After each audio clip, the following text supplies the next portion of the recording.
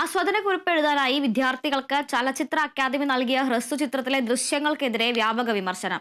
പരാതി ഉയർന്നതിന് പിന്നാലെ ഭീതിതമായ ദൃശ്യങ്ങൾ മാറ്റി ചലച്ചിത്ര അക്കാദമി അടുത്ത മാസം നടത്തുന്ന ചലച്ചിത്ര ആസ്വാദന ശില്പശാലയിൽ പങ്കെടുക്കുന്നതിനുള്ള തെരഞ്ഞെടുപ്പിന്റെ ഭാഗമായാണ് ആസ്വാദനക്കുറിപ്പ് തയ്യാറാക്കൽ. ദൃശ്യത്തിനെതിരെ വിദ്യാർത്ഥികളും രക്ഷിതാക്കളും ഉൾപ്പെടെയുള്ളവർ രംഗത്തെത്തിയിരുന്നു. 8, 9, 10 ക്ലാസുകളിൽ പഠിക്കുന്ന വിദ്യാർത്ഥികൾക്കായി അടുത്ത മാസം 2, 3, 4, 5 തീയതികളിലാണ് ചലച്ചിത്ര ആസ്വാദന ശില്പശാല സംഘടിപ്പിക്കാൻ തീരുമാനിച്ചിരിക്കുന്നത്. ശിശുക്ഷേമ സമിതിയും കേരള ചലച്ചിത്ര അക്കാദമിയും ചേർന്നാണ് ശില്പശാല സംഘടിപ്പിക്കുന്നത്. തെരഞ്ഞെടുപ്പ് പ്രക്രിയയുടെ ഭാഗമായിട്ടാണ് ലോക പ്രശസ്ത സംവിധായകൻ മാർട്ടിൻ സ്കോർസെസയുടെ 1967 പുറത്തിറങ്ങിയ ദി ബിഗ് ഷേവ് എന്ന ഹ്രസ്വചിത്രത്തിലെ ഭീതി ഉളവാക്കുന്ന 3 മിനിറ്റ് ഭാഗം ആസ്വാദനക്കുറിപ്പ് തയ്യാറാക്കാനായി നൽകിയത്. അക്കാദമിയുടെ വെബ്സൈറ്റ് വഴിയാണ് അറിയിപ്പ് നൽകിയിരുന്നത്.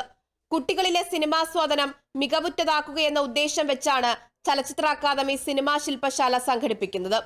ക്ലാസിക് സിനിമകൾ കുട്ടികൾ കാണട്ടെ എന്ന ലക്ഷ്യം മുന്നിൽ കണ്ടാണ് ഈ സിനിമാ ദൃശ്യം നൽകിയതെന്ന ചലച്ചിത്ര അക്കാദമിയുടെ വിശദീകരണം വ്യാപക പരാതി ഉയർന്നതോടെ പിൻവലിച്ചു.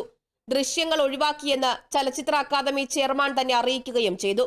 സിനിമകളിലെ അക്രമരംഗങ്ങൾ കുട്ടികളെ സ്വാധീനിക്കുമെന്നും അത്തരം രംഗങ്ങൾ സിനിമകളിൽ നിന്ന് ഒഴിവാക്കണമെന്നുമുള്ള നിലപാട് സ്വീകരിച്ച ചെയർമാനുള്ള ചലച്ചിത്ര അക്കാദമിയാണ് കുട്ടികൾക്ക് ആസ്വാദനക്കുറിപ്പ് തയ്യാറാക്കാൻ ഭീതിതമായ സിനിമാ ദൃശ്യം നൽകി വിമർശനം നേരിട്ടത്. Kerala vision news, Thiruvananthapuram.